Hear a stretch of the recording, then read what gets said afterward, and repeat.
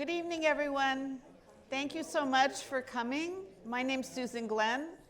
I'm a professor in the Department of History and a faculty member in the Strom Center for Jewish Studies. And I am the previous holder of the Samuel and Althea Strom Chair in Jewish Studies.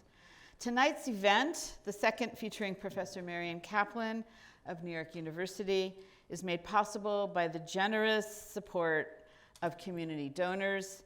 Many of you are here today, and we thank you from the bottom of our hearts for supporting our program.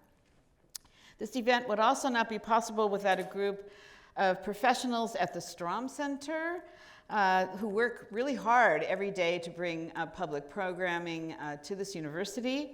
And I want to thank them individually: Elia Vinokur, Kara Skumacher, Grace Elizabeth D., Jenny McCollum, Liv Fowler, and Kahana Asaka. I hope I've not left anyone out, but thank you all.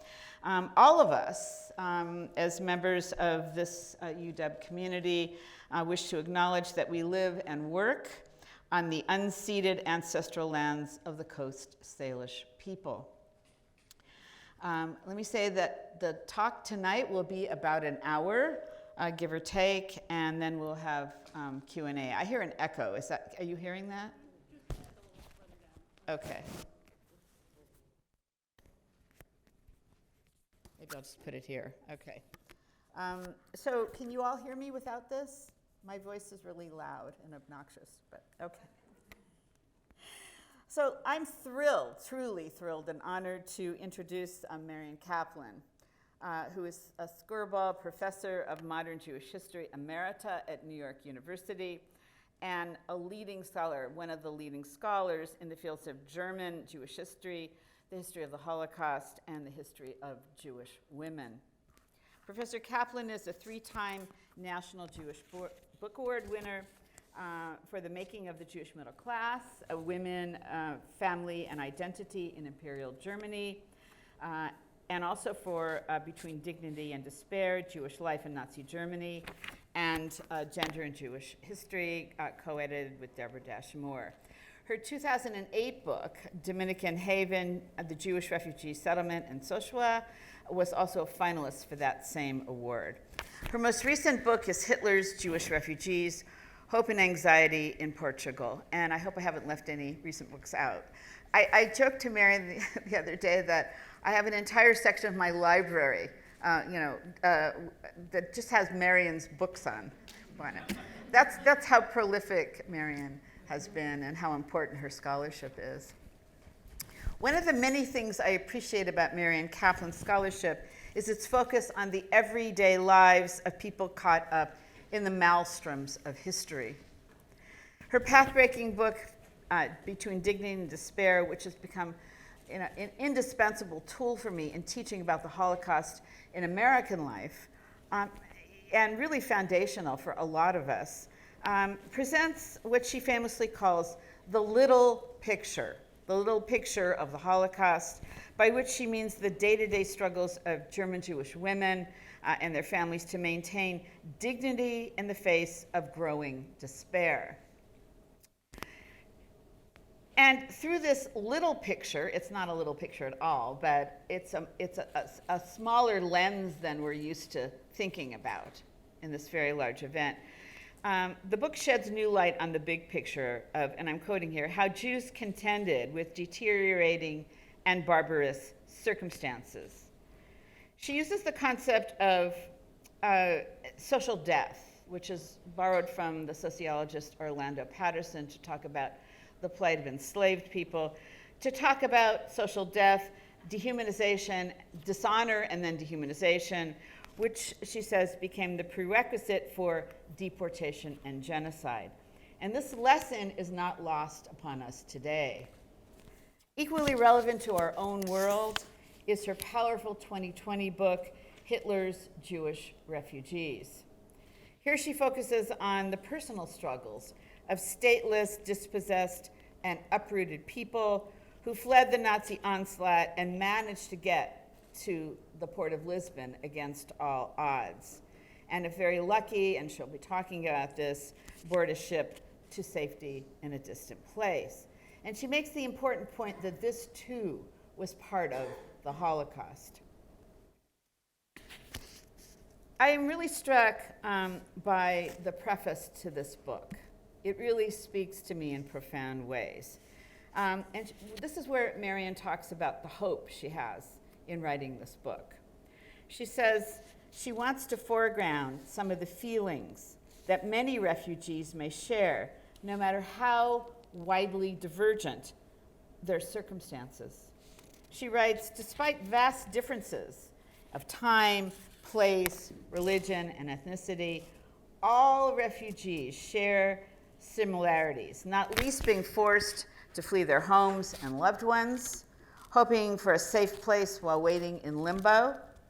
And she tells us that she wrote the book with the hopes that readers would not only gain an understanding of, quote, Jewish heartbreak and perseverance in the 1940s, but that they would listen compassionately to refugee stories in our own time. Please join me in welcoming Marion Kaplan. We are so thrilled to have you here.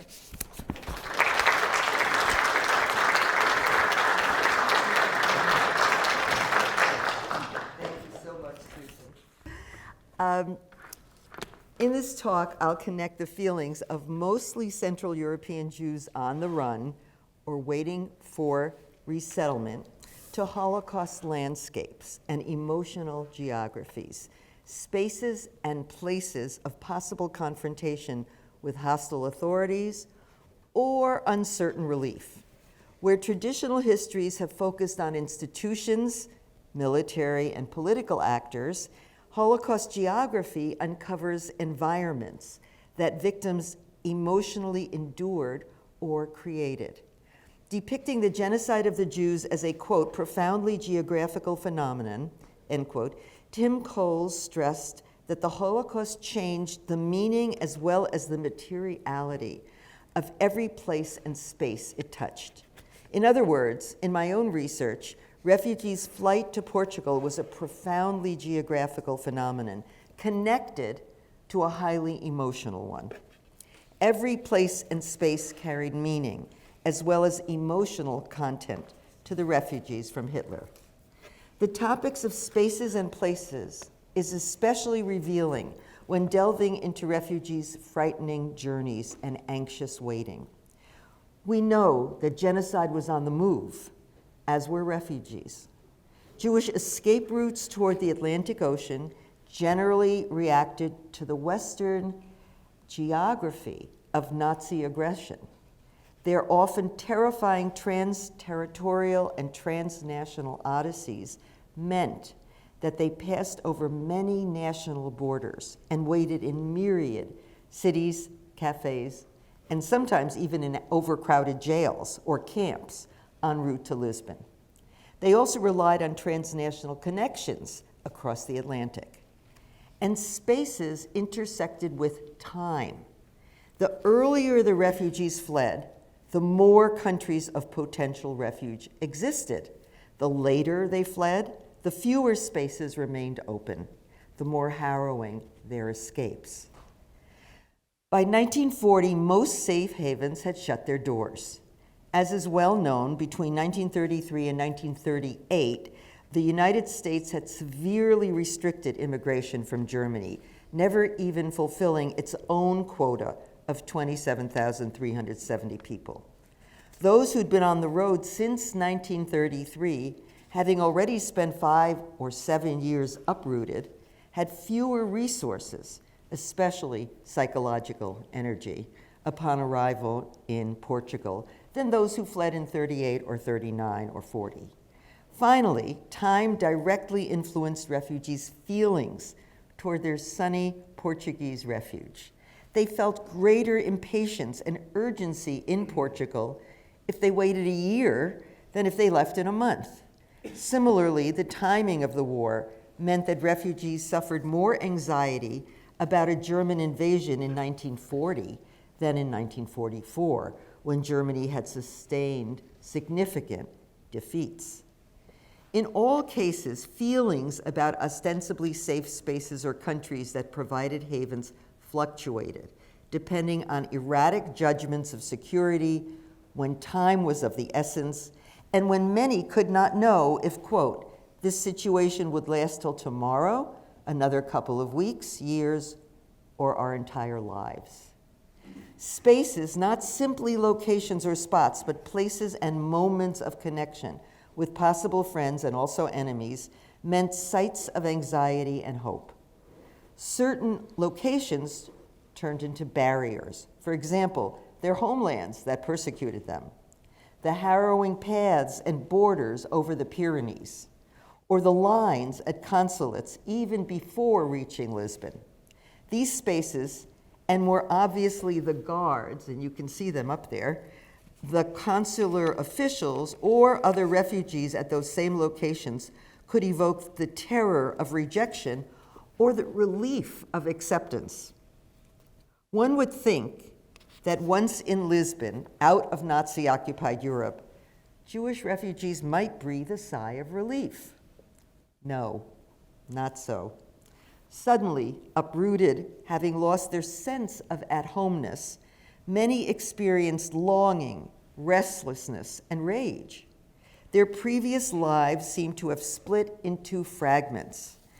They had lost a coherent life story. Moreover, each step of the way brought realistic fear, but also sober expectations. I should remind listeners that well before their odysseys, Jews needed dozens of permissions to leave and then to enter countries they were in and the ones they hoped to cross. Their anxieties multiplied. As Cora Berliner, helping prospective emigres in Berlin, wrote, quote, "There's constant ups and downs. Sometimes the trip to Lisbon is possible, then again, not. One can't imagine the agitation this causes.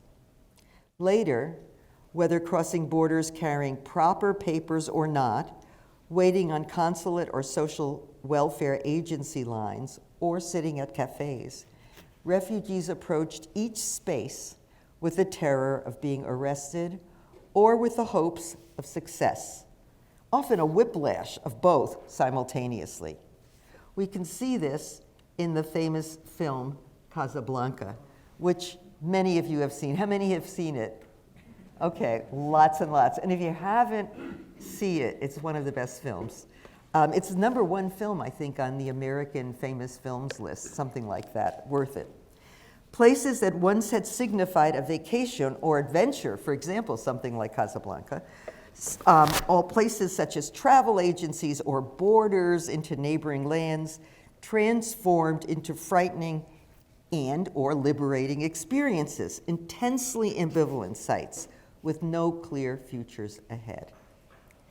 Indeed, even seemingly safe spaces, like the nation of Portugal itself, grew more unpredictable, intensifying refugees' feelings of vulnerability and requiring snap decisions.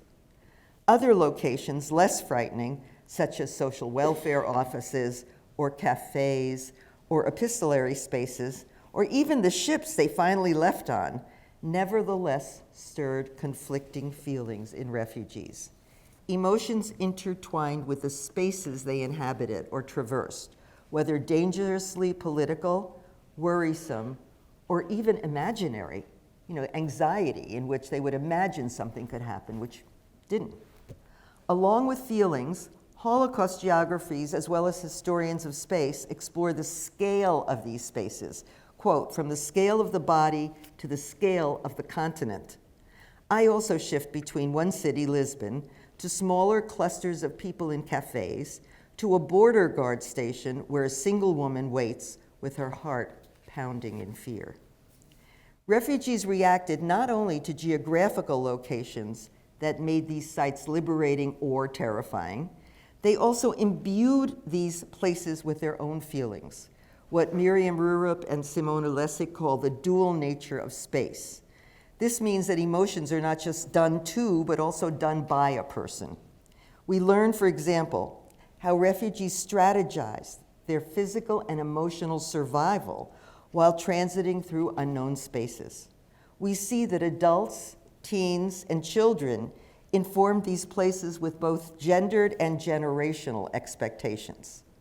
In this process, we also learn many microhistories and individual stories about these sites and the various ways refugees reacted then, and also today. As Susan mentioned, these feelings are not unique to Jewish refugees. They're certainly available to many people today. Finally, even Jews in relatively safe places like Portugal felt stuck between two emotional spaces, home and nowhere. The first, home, was a mirror of their former selves, which secured them safely in time and space, and to which they returned only in longing and nostalgia. And the second was nowhere, with new languages, new customs, and new demands, if they got there. Tonight, I'd like to revisit three spaces that refugees traversed to highlight the arguments I just made. I will omit spaces of literal movement, although these maps will help you see the kinds of odysseys that I was tracing, so that you can get a sense of the distances and the borders and the visas people needed. I will, as I said, I will omit the literal movement, walking on roads, sitting on trains and buses, striding through cities, climbing the Pyrenees, sneaking through Spain, migrating on boats, hiking up hills for a free lunch. These too all need analysis, since they all evoke mixed feelings, hopes and anxieties. Refugees related differently to these spaces than they had in their previous lives. And as a result, the nature of the spaces changed too. For example, a train departure from Germany, normally marked by items such as flowers and chocolates. People would come to the station and then they'd wave their little white hankies, and that was very normal if you went on a vacation that your relatives or friends would come. Now, getting on a train was a terrifying moment, especially at arrival. And here they're arriving in Lisbon. They're fearing rejection. They're dreading possible arrest. They hope for acceptance, and they're hoping for safety. They're there, with or without money. And Portugal did not alleviate their worries, while its people proved welcoming, and its consul in Bordeaux, Aristides de Sousa Mendes, let thousands in when he wasn't supposed to, when his government said, we don't want any more refugees, but he gave thousands of visas. The dictator in Portugal, Antonio de Oliveira Salazar, insisted that refugees leave within 30 days or face arrest. Many were arrested. Hardly any left within 30 days. They had to keep going back to the police and getting more and more permissions. Tonight, I'll focus on three stationary spaces and their emotional resonance. First, lines and offices such as consulates, aid organizations, and ticket officers. Then I want to look at cafes, and then I want to look at letters and epistolary spaces. So starting with offices and lines. Consulates, aid organizations, and shipping agencies became transnational Jewish spaces created by international Jewish philanthropies, as well as non-sectarian groups. Certainly, the majority of refugees in transit came without money. Those with some possessions, rings, silver, or car, quickly sold them for minimal prices. Moreover, those relatives and friends caught back in Nazi Europe begged the people who had gotten to Portugal for help to get out, or for food, or for money. Moreover, refugees were forbidden to work, making many feel not only useless, but embarrassingly reliant on charities. Jewish refugees depended on local and international aid organizations such as the American Jewish Joint Distribution Committee, always known as the Joint. This is the Joint supported soup kitchens, rented pensions, provided food money, And the joint paid the lion's share of all costs. And HISAM, a Jewish emigration organization also funded by the joint, helped people emigrate. Non-Jewish groups like the American Friends Service Committee, better known as the Quakers, and the Unitarian Service Committee helped non-Jewish refugees or Jews who had converted or intermarried. The joint had this thing where, since Jews were paying for the joint, they expected the joint to only help Jews. So the Quakers and the Unitarians helped the converted Jews, and the joint gave them money anyway, so it worked. The tiny Portuguese Jewish community of under 2,000 people also worked closely with American Jewish committees. To add to the confusion and feelings of inadequacy, perhaps as many as half of the refugees did not possess adequate documents. They had arrived either illegally or with time-restricted transit visas for Portugal, or entrance visas for countries of immigration that expired when limited shipping opportunities caused long delays. So let's say you came with all the right documents, but then your ship didn't show up in time. Well, then your American visa expired. And then your American visa expired, now your Portuguese visa is expiring. So suddenly you were illegal.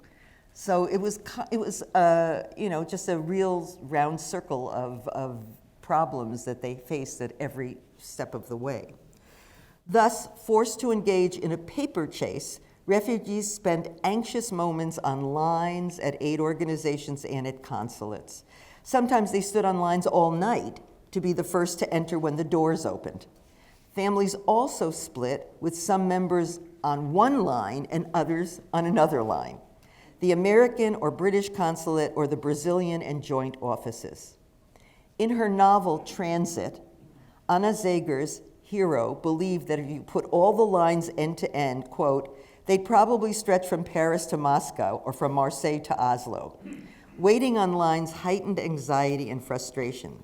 Still, a modicum of hope and resiliency helped them to persist. So they're always going between anxiety, fear, despair, and hope, and energy and persistence. It's like a balancing act. The Peckolis family offers a window into the tribulations of the paper chase. Carla, whose picture's up there, and Alex split the labor. Quote, while Alex went out to visit consulates, police commissioners, travel agencies, in search of a million things, travel permits, proof of citizenship, money exchange, ship passages, and so on, Carla, quote, pounded out letters on the typewriter addressed to friends and relatives, especially in New York, with requests that went from a simple testimonial to the all-important affidavit that would place the responsibility for our futures on the shoulders of whoever acted as our guarantor. Once inside these agencies, one stood, as Kurt Israel wrote to his family, with knees trembling and shaking. Carla Peckolis described the American consul as a, quote, young, elegant man of prosperous appearance, who seemed friendly at first, but began to enlarge his initial demands with the unthinking cruelty of a blackmailer. Peckolis used literary allusions that conveyed her bitterness at the incredible, baffling aspects of her situation. Quote, it would have taken the pen of a Kafka to depict the world of visas in all its surrealistic absurdity, that of a Dostoevsky to render the nightmare of the petitioner's struggle for survival. The absurdity of the transit situation meant that, in the end, the refugees had only one occupation, and I quote, waiting, waiting, and waiting. Besides lining up for police and consuls, most refugees also waited at aid agencies. Daily interactions with these supportive spaces and people provoked relief and exasperation. The refugees understood that American Jewish organizations offered a lifeline. Hans Zahl wrote that they paid their boarding house, the food they ate, the doctors they needed, and, quote, the pills for anxiety and sleeplessness. Gratefulness, however, clashed with frustration. Refugees had suffered drastic economic and social decline. Hannah Arendt saw parables of increasing self-loss. She observed that many of the refugees had, quote, felt entitled from their earliest childhood to the accoutrements of middle-class status. She goes on, they are failures in their own eyes if this standard cannot be kept any longer. They constantly struggle with despair of themselves. She described a frustrated middle-aged man who had appeared before countless aid committees in order to be saved. At one aid office, his emotions triggered an exasperated exclamation. Nobody here knows who I am. Nobody knew who he had been or the heights from which he had dropped. In shame and despair, he realized that he could not overcome the gap between how others saw him and how he wished to be seen. And that actually brings up a story from Laurie Siegel in a book called In Other People's Houses. Her mother was a concert pianist, and when she got to England, she became a housemaid. And one day she said to the employer, I used to play, she saw a beautiful piano upstairs. She said, I used to play piano. And the employer said, oh, if you'd like to, there's a piano in the basement. And so you can just see like the differences in the way she was being treated and the way she had been treated. Like many refugees, Hannah Arendt bitterly resented appearing as a supplicant over and over again. Quote, I will have to hassle with Heisem, which hasn't gotten nicer with time, she wrote a friend. These offices and the social workers within them inadvertently confronted refugees with their real and depressing status loss. Similarly, shipping agencies reminded some of the, quote, administrative offices for the Last Judgment. The endless lines in front of them, later replicated at the port, and you can just see bazillions of people, and more so confrontations inside created despair, even if mixed with hope. Since by that stage, refugees generally held precious but time-limited visas. So you had to get the ship ticket in time, and there weren't many ships. Still, even at that stage, refugees felt appalled at the lack of understanding they faced as they entreated for ship tickets. When the Romanian writer Valeriu Marcu approached clerks in a steamship office to buy a ticket, February 1941, they, quote, looked at me in surprise, as though I had come to ask for their daughter's hands in marriage. I want something quite normal, and I'm regarded as a madman. The entire process of emigration from Lisbon reminded Hannah Arendt of the frustrating German children's game Mensch ärgere dich nicht, akin to the American game Sorry. You know, you get close and then you get knocked back. Moving from offices and lines to sharing spaces and sharing feelings, let's turn to the cafe. Avid cafe regulars in Vienna, Prague, and German cities, most refugees appreciated Portugal's ubiquitous cafes. That was one of the most famous ones, Café Ravedouro, where they could meet others with the same hopes and fears and experience a semblance of normalcy. It was, quote, the only place where I could feel as if I belonged, a place where I could comfortably remember my former life. There they could feel recognized by others from previous worlds. Cafes fostered comforting but fleeting Jewish spaces. Permeated with the aroma of strong coffee, cafes offered venues where refugees forged emotional connections with new acquaintances. More generally, refugees often recreated viable societies to the extent they were allowed to. Central European refugees gathered in these cafes, creating serendipitous, ephemeral, and sometimes sustaining communities of waiting. While reading the daily news in a variety of languages at kiosks or waiting on consulate lines, quote, they couldn't help running into each other. Then the departure obsessed gathered to console one another in cafes. They bonded over their histories and uncertain status while offering each other momentary solidarity and comfort. Cafes offered spaces where they shared the same psychic hell and created emotional and social networks. They had left, quote, relatives in the Polish ghettos and our best friends in concentration camps, and that meant the rupture of all of our previous lives. Jews in these cafes connected quickly, mulling over problems, anxiety, what happened to other members of the families, stretching their drinks for hours. Women and men found familiarity at outdoor tables or in smoky, densely packed rooms where patrons spent their last escudos. Arthur Koestler described cafe patrons in his novel about refugees in Portugal. Quote, some of the tables were occupied by mixed groups of men and women, foreigners, exiles in transit from countries overrun by war. They talked in low voices with little nervous tics in their faces, end quote. Historian Barbara Rosenwein writes that people have a way of finding or carving out little islands for themselves, communities that work for them and that make them comfortable. Cafes serve precisely that purpose. They furthermore provided a brief return to the middle-class comforts of urban life, to an experience continuous with their pasts and their former sense of self.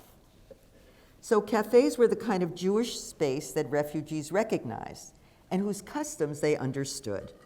In Bordeaux and Marseille, they had also stood or sat with a cup of coffee that tasted like, quote, acorns, dried peas, and possibly mud, plus 1 bean of coffee per 50 cups or thereabout.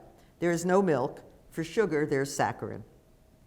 Anna Zegers, whose own transit stalled for a year in Marseille until she and her family were able to leave, has her narrator drinking his fake coffee standing up, listening to Marseille harbor gossip, which was very similar to Lisbon.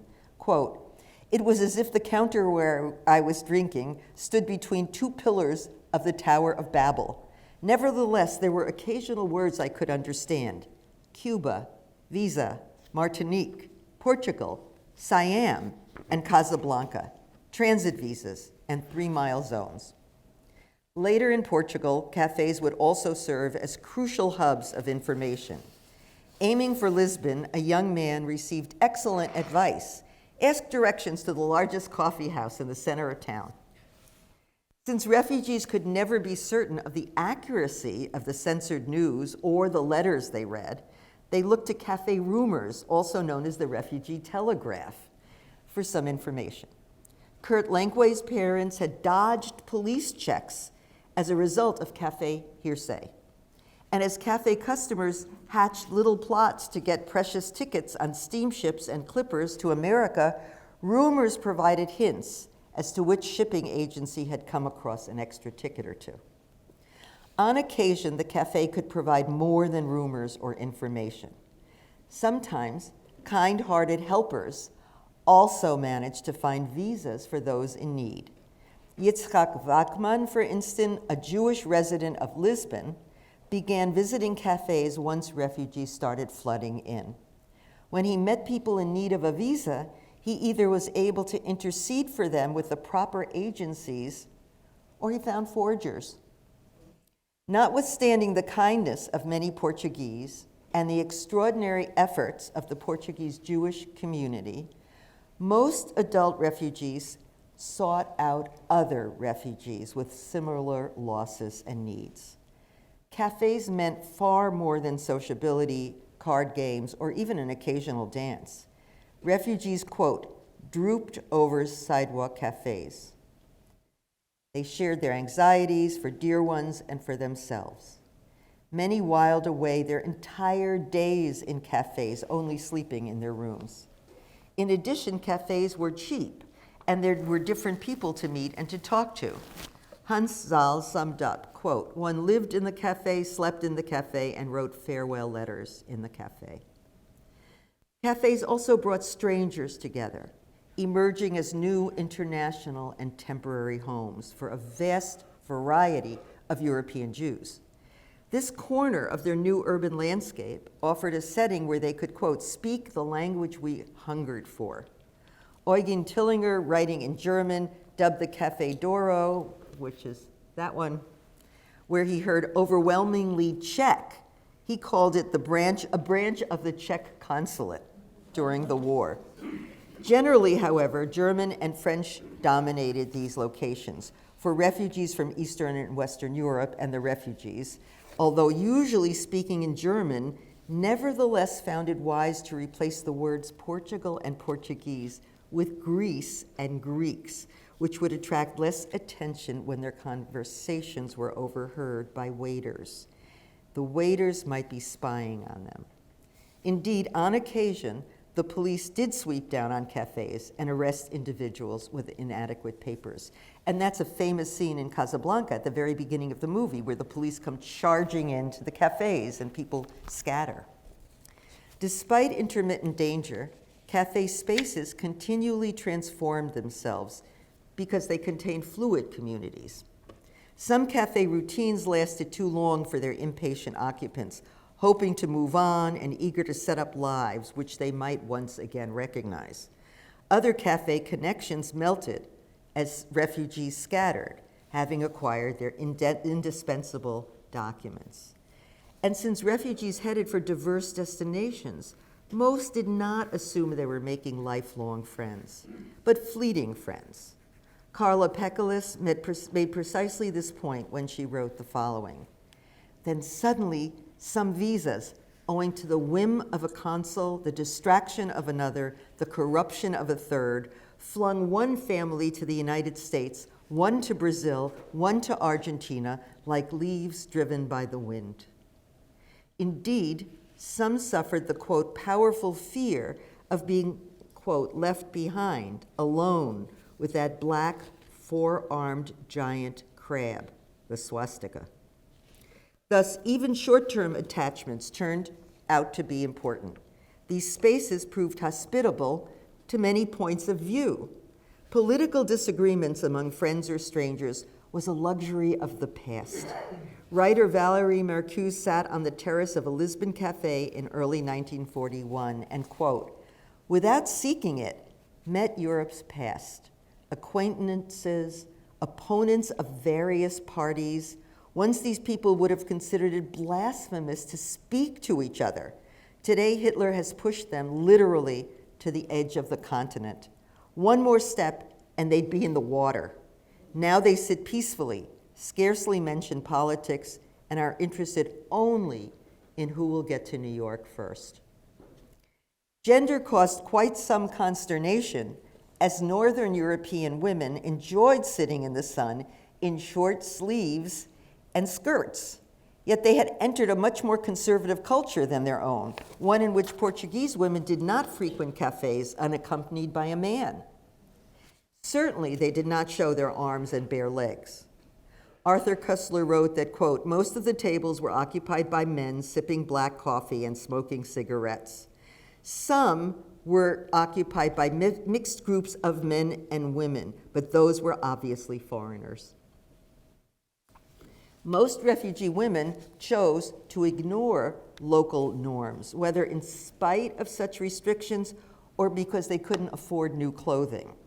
This caused some Portuguese men to stare at the Northerners' colorful and short dresses, expressing annoyance, while some young Portuguese women imitated the Northern women, also their hairstyles and sometimes their clothing. Still, refugee women could be arrested for wearing pants in town or two-piece bathing suits on the beach.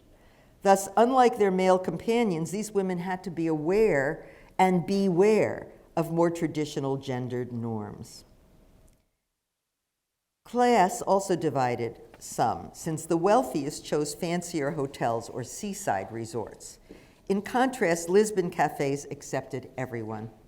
Tillinger noticed refugees from very different economic and social classes brushing elbows at cafes. Quote, the Polish minister sat at the same coffee table as the little Jewish Polish immigrant who formerly lived somewhere in the Warsaw Ghetto, owned a small, wretched shop, and who would have heard about the minister only from newspaper reports.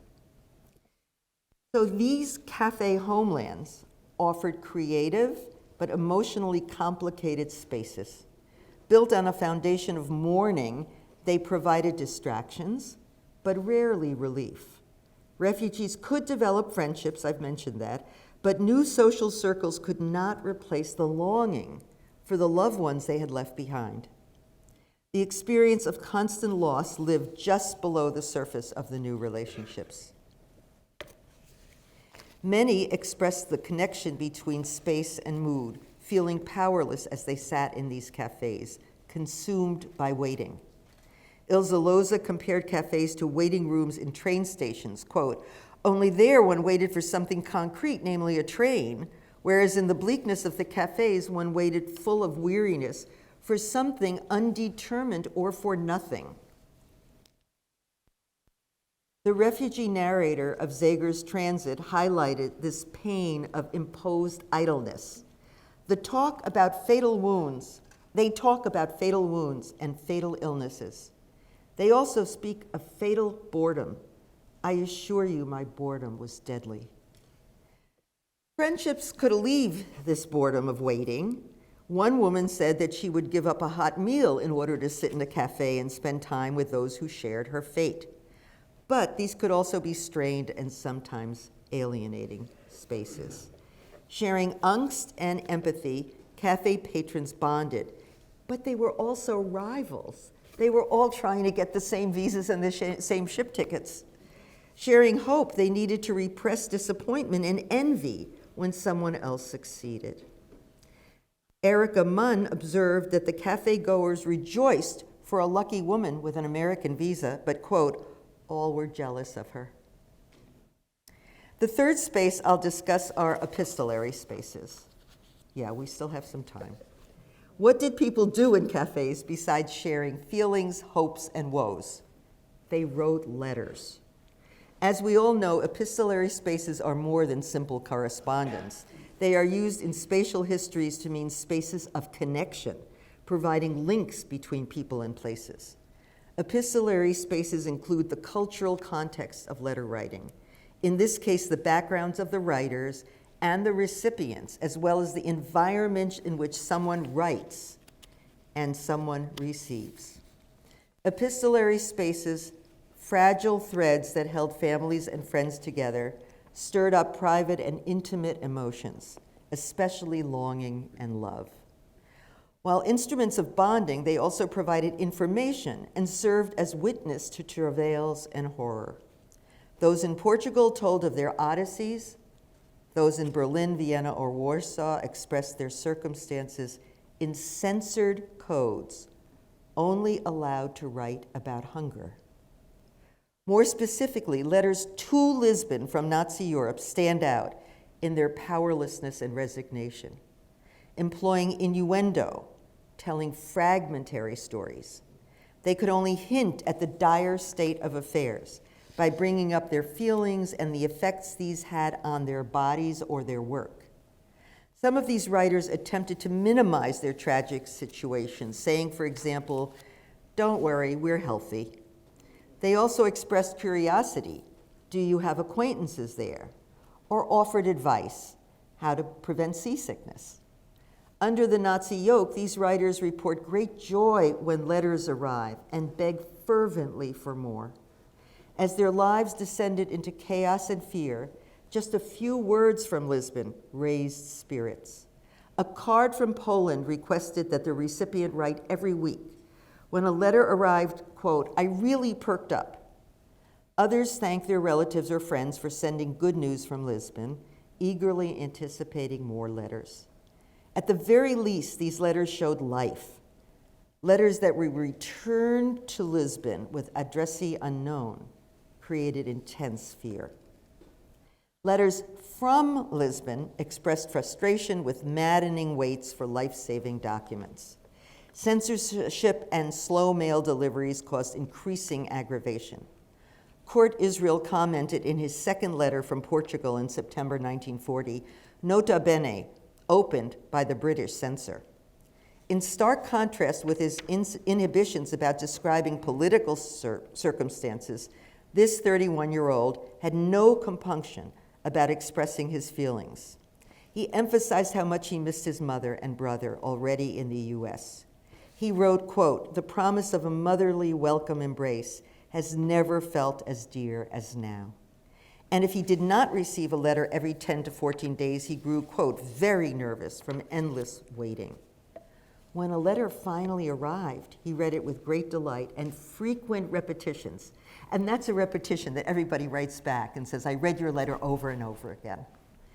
Reading and rereading letters helped him reimagine his family, feel close to them, and reduce the time apart, not just the space.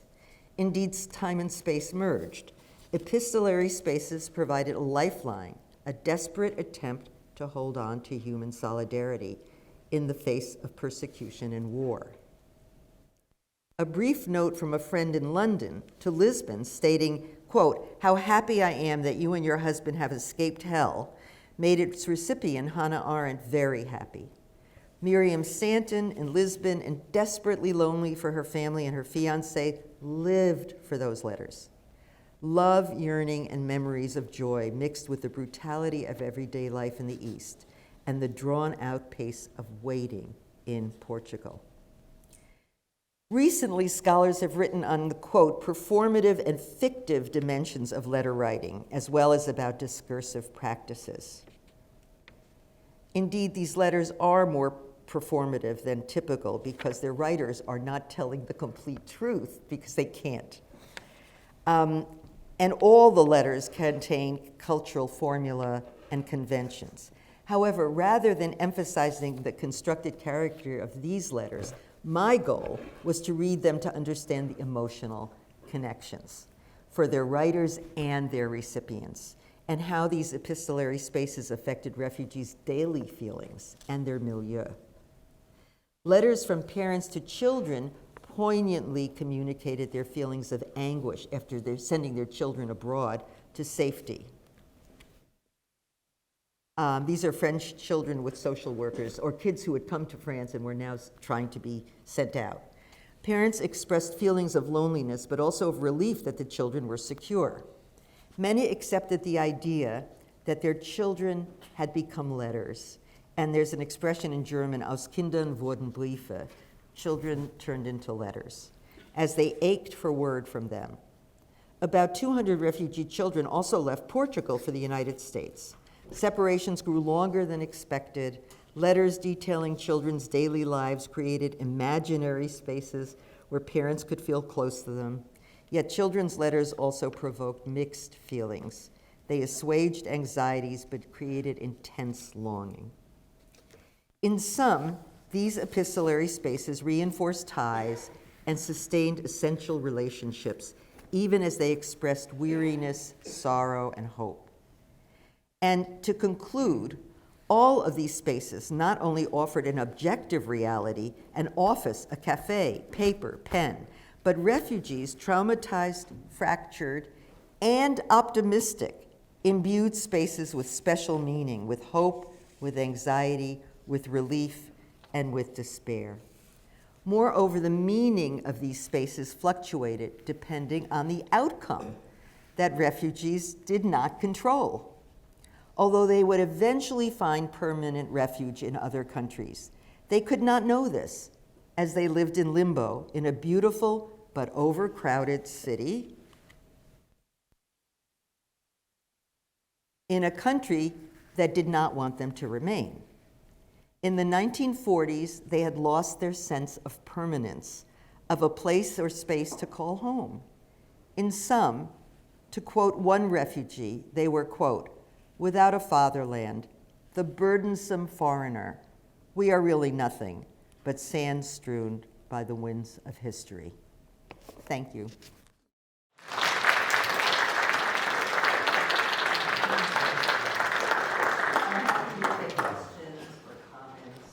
If you have them, and there's one thing I couldn't tell you because it would take too long, which I could tell you now, because I mentioned letters, lots and lots of letters. I found a cache of over 250 letters at the Museum of Jewish Heritage in Manhattan. Someone knew I was working on Portugal, and they found all these letters that were sent to Lisbon, and they'd never been opened. And that was an incredible moment. They called me and said, "Aren't you working on Portugal?" And I said, "Yes." And they said, "Well, why don't you come down here and look at these letters?" And they gave me a single edge razor, and I opened the letters. And these were mostly letters from people who later were murdered, because they're coming from the East, from Eastern Europe. Some came from the West, and those were letters of families saying, you know, I got this visa, and I'm going to get this one, and I'm going to the consulate tomorrow, and I have an affidavit. But those people had then already left and hadn't gotten the letter. So there were some of those. And the letters from the East all talked about hunger. That was the one thing they were allowed to talk about. And Jews in Portugal sent literally tons of food packages to concentration camps, to friends and relatives in Vienna and Berlin, etc. Sardines, chocolate, jams. Those were, and tea bags. I think Lipton's tea bags were also pretty common. So that the letters were really eye-opening, because they were just pure emotion. That you could do, but you couldn't say, in fact, they would say things like, Susan F. is sick. That meant that a friend of the family had been deported. So they would say somebody's sick. Or someone has left, and you would know what that meant. So there was the way you could read through it, but I couldn't really be sure, so I wouldn't use those particular materials. But there was so much there, and it was so amazing to feel this close to the people who were writing it. So that's just a personal story. Thank you, Marion, for this fascinating talk. I'm going to take the first question. And then you mentioned something that I didn't realize, that Quakers and Unitarians helped converted Jews. Yeah. Only? Did they? And non-Jews. And non-Jews, okay. How was that communicated? I mean, were people aware of that, or were they thinking that everyone was going to, all these organizations were going to be? I think it was communicated as so much was in the cafes. Or they went to the joint said, "I'm really sorry, we can't help you." And then they would come to the Quakers. And what about Roman Catholics? Same thing. They would go to the Quakers or the Unitarians, or I think the Red Cross was there for a while too. So there would be aid agencies that would take care of them. Would Roman Catholic aid agencies help Jews? No. Okay. Somebody just murmured the right answer. Nobody would help the Jews. I'm going to turn my mic off because it's echoing. Okay. What is the lasting effect of the refugee experience later in life? Do you have any things to say about that? That's a really hard question, and I would have to be a sociologist, really, or a psychologist to answer that question. I don't really know the answer to that. I imagine there are people who, my parents were refugees. They seem to pick up and move on with their lives. But did they really? You know, I don't know the answer to that. I'm not sure. Okay, here's another one. Did the Salazar regime send Jewish refugees back to their countries of origin? Okay, that is no. They threatened them, but they didn't send them back. There's one famous case of a journalist who was picked up. The Gestapo was running around Lisbon too. Lisbon was neutral, right? So there were the Germans, and there were the Brits, and there were the Americans. And they picked up this one journalist and brought him back to Berlin. But that's the only case we know. Generally, they put them in jail if they outlasted their visas. Or, something I didn't mention, there were these beautiful little fishing villages north of Lisbon. And they were used as places to intern the Jews. In other words, they weren't in jail, but they couldn't leave those villages. So the villages were gorgeous, but when you wanted to get a visa, you had to go to Lisbon. And if you were stuck in this little village, you couldn't get to Lisbon. You had to get special permission. You had to take a 3-hour, 4-hour train ride, et cetera. So that was difficult. But I visited those villages, and I thought, wow, this is a really nice jail. Can you tell us anything about the class composition of people who got to Lisbon? You know, you mentioned the film Casablanca. When you look at that, in that film from 1942, you know, everybody's rich, yeah, right? Yeah. And is that a false? Well, no, I mean, in Casablanca, there's also the young woman who wants to sell her body. sell her body, I mean, true. they're not all rich, Right, but. that's right. But yeah, they're middle class, lower middle class. Even the Polish Jews, you needed money to get out. So yeah, that was generally, I would say. But there was also the Reichsvertretung, which was this Jewish umbrella organization, also gave people visas and also helped them travel. So even people without money could make it. But when they get there, whatever they were, they're poor.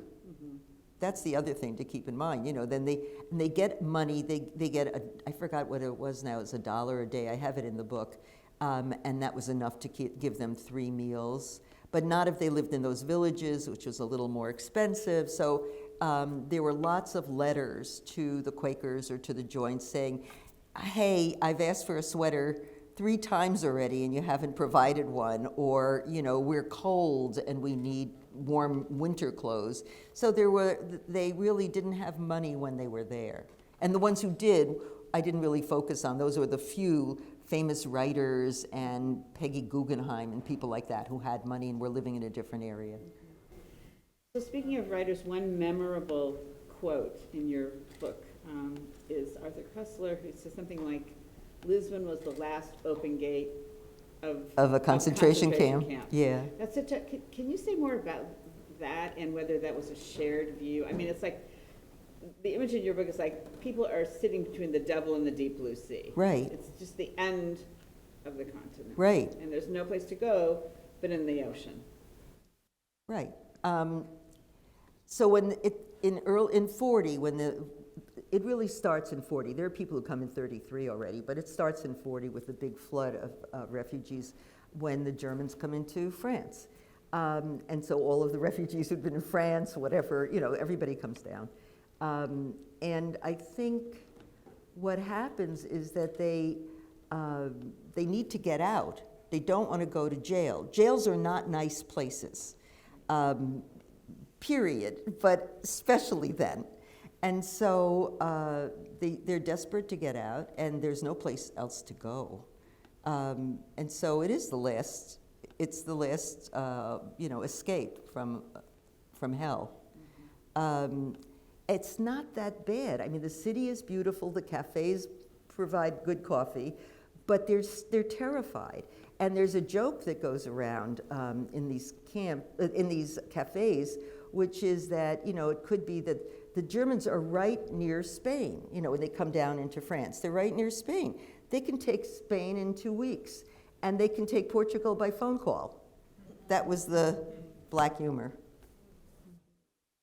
So this is a really interesting question, and it's really a historian's question. How did the letters you opened at the Museum of Jewish History get to the museum? Oh, it's a very complicated story. They sat in an office, an old joint office in Lisbon for decades. And then somebody found them and took them and sold them, and then their relatives gave them. That person tried to keep them for a while, and then their relatives gave them. So they only arrived at the museum a few years before I found out about them. They weren't there the whole time at all. They were in private possession. This is a very different kind of question. Do you know if after 1945 people returned to visit Lisbon, and what did Portugal mean to them later on? Was there, I guess, an affection? Yeah, that's a good question. And the funny thing about Lisbon is the book I wrote before this on refugees was about the Dominican Republic, and they had all come from Lisbon. Many of them had come from Lisbon. Some came from Switzerland as well. But when I started thinking, why did they come? Why were they coming from Lisbon? What was Lisbon? I was, not aware of that. It turned out that they, how should I describe this? Trying to think how. Repeat the question again. I'm just trying to think how I want it. You have to dig it out. Oh. Do you know whether they come back? Yeah, yes, whether they come back. Return to visit. what it What, means what to you them find later. in the memoirs of the ones who went to the Dominican Republic was they say, and then we got to Lisbon. And then we got on a boat, and they never tell you about Lisbon. So I had to do a whole different kind of research. I found out about Lisbon through the memoirs about the Dominican Republic, but they never described Lisbon. So then I had to do a whole set of new research about Lisbon, which I found a lot in the U.S. Holocaust Memorial Museum, in memoirs, and in the Quakers had great records, and the Joint has great records, so you could figure it out from there. But I don't know if they ever came back. Today, I get notes, emails from people from all over saying my uncle was in Lisbon, my mother was in Lisbon, and they go back to Lisbon.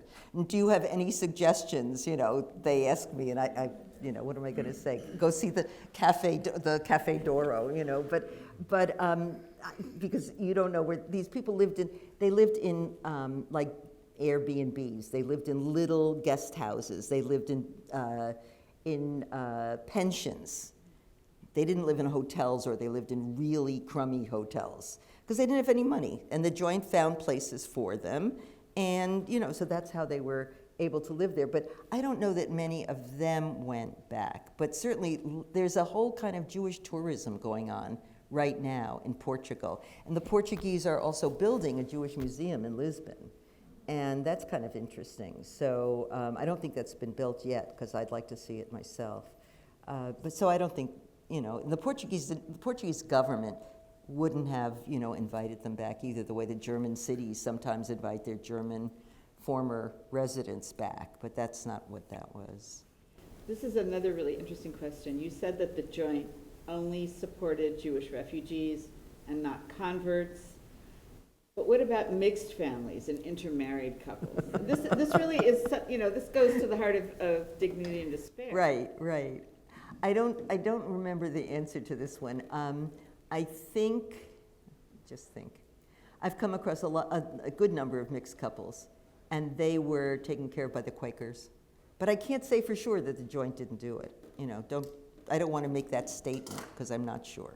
But definitely the mixed couples I found were from the Quakers. Okay. Thank you. I think the Joint also tried very hard to help converts and help mixed couples, and maybe they also didn't say it, in their records. I'm just not sure. That's such a great question. Yeah, it's like... Okay, here's another. Have you read Elizabeth Graver's novel Cantica? And if so, does its description of Jewish life in Barcelona correspond with or inform your picture of refugee life in Lisbon? I think I know who wrote this one. Sadly, I have not read the novel, so I'm sorry. Yeah, now I'll read it.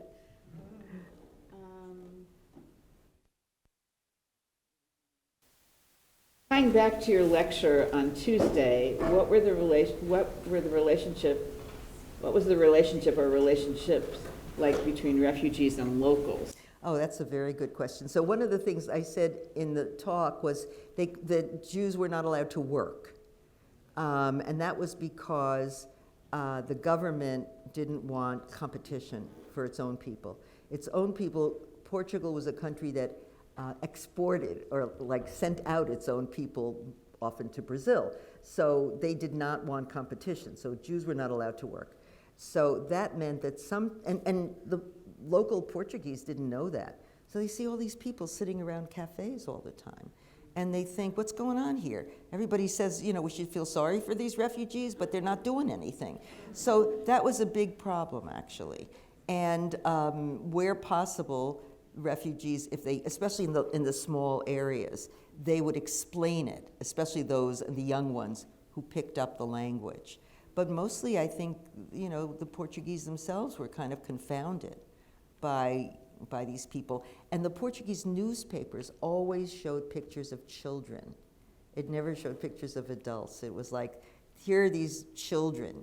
Didn't even say they were Jewish. They were refugees. And you might want to ask, were the Portuguese nice to the refugees? And the answer was yes, over and over again. They were generous, they were polite, they were kind.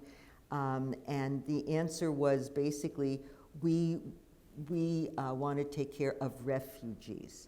Did they know they were Jewish? Maybe, maybe not. So That was never an issue. They never said the Jewish refugees. yeah. So that point relates to a question another person asked. What proportion of the refugees that you're talking about were actually Jewish? Oh, about 90%. Yeah, it was a big number. How did Portugal's neutral country status affect the Jewish refugees' lives? Were they mostly left alone with occasional police sweeps, notwithstanding? And then the related one in this card, it sounds like people in Lisbon did not create a cultural life while waiting compared to people in ghettos. Sorry if that's not a good comparison. I'm not sure. Well, sure remember, I understand this one either, but no, but ghettos, remember, that's a very closed society. And Lisbon was a very fluid society. And yet they did have some cultural life, but not a lot. I write the story of a British woman and her Hungarian husband who created a theater piece about Portugal called Obrigado Portugal, Thank You Portugal. And it was played in different places, and Portuguese were invited as well. But that wasn't common. But what was the first part of that question? Remember, there were two parts in one question. It looks like a whole essay. I'll find it. Okay, Let me move on. Okay. How often do people have small children with them? And did that make it tougher to get a visa? Oh, the visa depended on an affidavit. And if you had an American relative who said, I will take care of John, Susan, and baby, Mary, then it was okay. So that was not a difficult thing as long as you had the affidavit. But what was there was another part of that question. Don't get rid of them so fast. I will never find it. All right. How often do people have small children? Oh, yeah, regularly. And did there were that make it tougher to get a visa? No, it didn't make it tougher, but there were lots and lots of people with children. One thing I didn't say here because I just glanced at it and there was not enough time. There were big generational differences. Children who came to Portugal loved it. They went to they didn't go to school. They went to movies. The movies, like the Portuguese had like movies like Robin Hood and I don't know, it was Superman. It was like lots of American movies of the period, 1940. I don't know if Superman was around then, but that kind of kiddie stuff. So the kids enjoyed it and they picked up the language. And sometimes the teenagers picked up the language very quickly, and some of the teenagers were allowed to work. They were allowed to work for the joint. They had language. And Americans, as you all know, don't have language. So the result was that the kids would work in the joint offices and earn money. And so there was also a generational switch in the families. The kids became the breadwinners. That caused some family discontent and some family difficulties. And you find those in the Quaker social workers' stories. They're fascinating. And also, the teenagers, it's an adventure. Okay, they hated where they were embarrassed, they were persecuted in some of their schools, etc. Things were not good. But now they're going to this whole new beautiful country also, sunshine, beaches. So the kids are really pretty positive. And the parents are devastated. The parents are like, what are we going to do? Where are we going to live? Are these kids going to ever have an education? The parents are worrying, and the kids are having a good time. And I have a very nice picture in the book of a young woman, maybe in her early 20s, with two very nice-looking Portuguese men, and she was dating a lot. And that was also very cute, because some of the teenagers were dating, like the boys would invite a Portuguese girl to go out to a movie, and he'd go and pick her up, and she'd come with her father. He learned that that's how you dated. So it was very nice. I mean, it was sort of like the younger ones had a good time, I would say. Okay, can you tell us something about the final destinations of people who did manage to get out? A lot to the United States, to England, and to Latin America. Those are the main places. And I'm going to kind of continue along this line. One of the striking and false lines in the film Casablanca is where one of the characters says, the Germans have outlawed, it will take a miracle to get you out of Casablanca, and the Germans have outlawed miracles. Have what miracles? He says, The Germans have what? The Germans have outlawed miracles. Outlawed. Outlawed. It will Okay. take a miracle. These people are trying to get out of Casablanca. Right. Check I don't remember that resistance line. fighter, and people are buying and selling, visas and papers, and the cafe owner Rick. says it will take a miracle to get you out of Casablanca, and the Germans have outlawed miracles. But so had the Americans, and that is why this line is so, halfway there. Were people aware that the Americans, for the most part, had outlawed miracles? Well, the period that I'm looking at, especially up until Pearl Harbor, they were still letting them in, and so there. 1940, when the Yeah, so- relatives ruled. Yeah, so what and then there's the relatives, right? So then the question is, you outlaw miracles, but you always hope that there are going to be exceptions, and there were enough exceptions. So I think that the people that I studied mostly were aiming for the United States. Many went to Panama, some went to Jamaica, they went to other places, hoping to go to the United States. Like my Sosua settlement, they all wanted to go to the United States eventually too. They weren't dying to be cattle farmers in the Dominican Republic. So they go where they can go, and then they think about going further. And the United States doesn't want them, but that's another story. I don't know how much time we have left. Yes, go ahead. How long were these refugees in Lisbon? Okay, so they start, as I said, in 33, but they're very few, those who are really worried about the Nazis, et cetera. But the big flow is in 1940, when the Germans invade France in the spring, and then they stay. They leave within a month. They can stay 5 years. There's some that stayed till the early 1950s because they didn't get the visas or they didn't get the possibility to go on. So I would say there are between 50,000 and 100,000 people who went through, and the most who stayed at the end are maybe 15,000, like at the very end, and eventually they leave too. But you never know when you're going to leave. That's the anxiety. Were any deported from Portugal? No. I mean, Portugal was neutral, right? And so except for this one case that I mentioned, and he wasn't deported, he was brought back to Berlin, but no.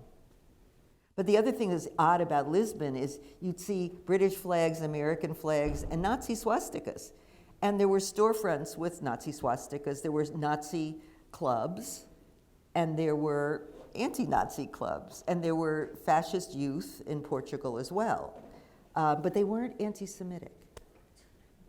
Really, really interesting.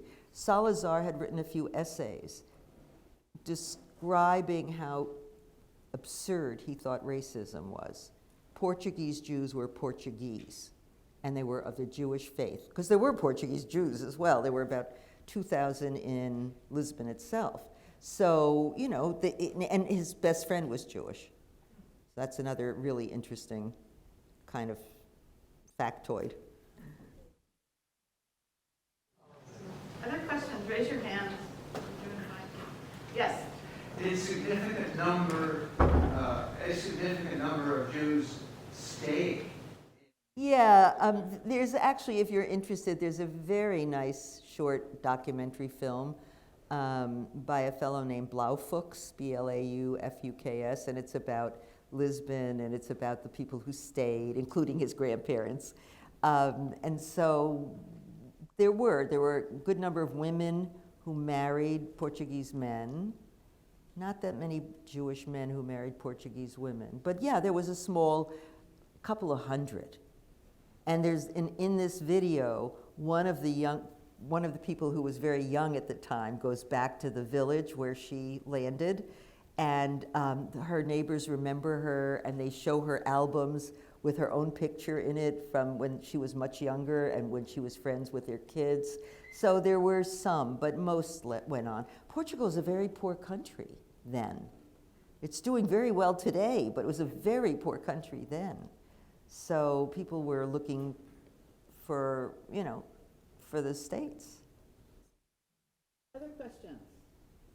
These are very good questions, thank Yes. you.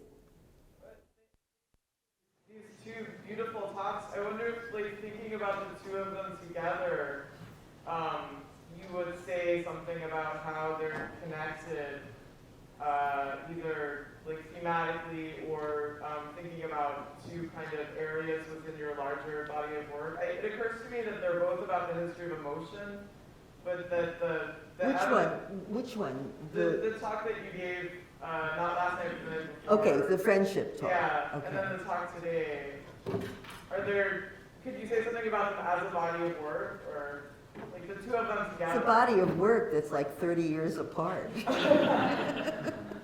Yeah, it's like two moments in your, yeah. Yeah, but I mean, I guess the short answer is that because I was always interested in the history of daily life, or what the Germans call Alltagsgeschichte, that it was like the natural thing to think about not just what people are eating at breakfast, but what they're feeling. I mean, it's so not obvious but I never thought of it that way.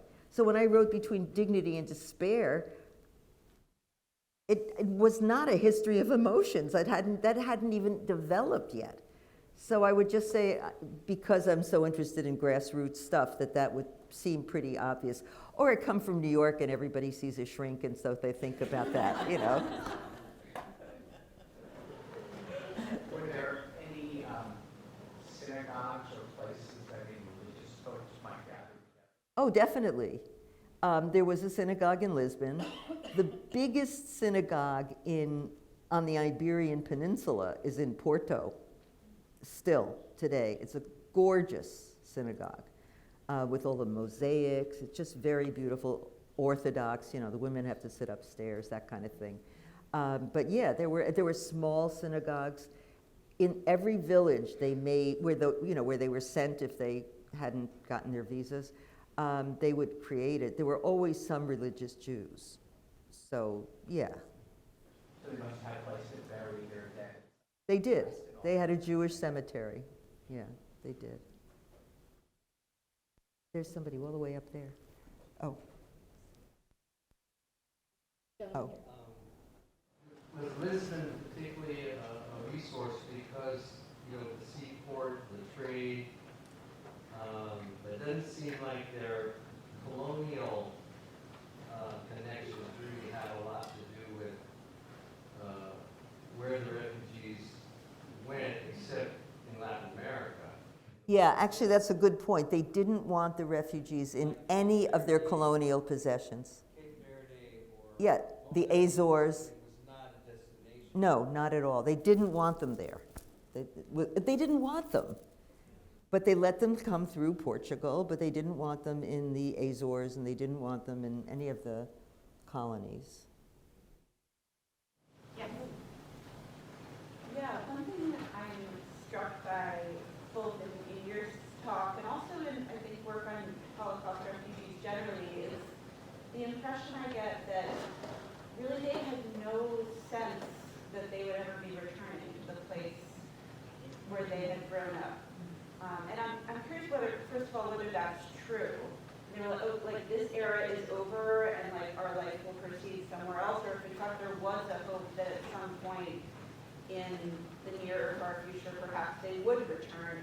And related to this, you pointed out, and I think quite beautifully, that you hope that these insights will be relevant to any and all, refugee situations, as different as they are. And I'm curious then, how you think about it, how these cases differ from cases where a refugee's primary goal is to return to or the assumption is that must be, or hopefully will be at some point, the outcome. And of course, we're reading about, Gaza in the news today, and this rhetoric of return is so central, but it's not unique to that case. And I'm just wondering how you kind of put this together, like the desire for return, the assumption of return, the assumption of non-return. Well, I mean, the short answer is no return. I mean, it's really interesting. I'm just thinking of Peter Gay's memoir. So 1936, they take a last car trip around to say goodbye to the hills and the dales and, some of the famous spots that they remembered from his childhood. And never did they think of returning. And the same with the memoirs I have. No one thought of returning. There's a new book I would recommend by Anna Koch, K-O-C-H, and it's Returning Home. It's German Jews returning to East and West Germany and Italian Jews returning to Italy. And the various feelings and attitudes of these various three groups. The Italians, many of them, most of them, wanted to return. And the West Germans, no. But they do return, some do return, jobs or language or whatever. And the East Germans, yes, because they want to be in a communist country. So it's, it depends on the place, but I wouldn't say there was much longing to return at all. I've never come across that. And yet some people did return, and some people just stayed. Some from the DP camps, they just couldn't go on any further, or they were sick, or they were elderly, or they just were exhausted. They stayed, but not so much of a return.